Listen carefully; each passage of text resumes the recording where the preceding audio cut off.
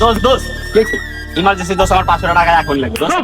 টাকা তো দিয়ে দেবো, কোনো সমস্যা নাই। তুই আমার এক সপ্তাহে 500 টাকা 2000 টাকা ইন্টারেস্ট দিতে হবে। কে দোস্ত, তুই কি ঘুষ খাই?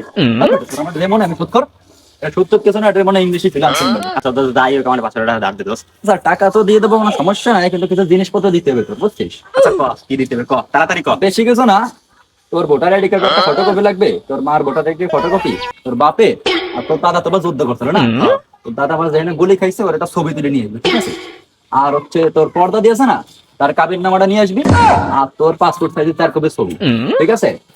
আর হচ্ছে তোর বাসার কারেন্ট বিলের কাগজ, তোর গ্যাস বিলের কাগজ, আর তোর PSC certificate, GSC certificate, SSC certificate.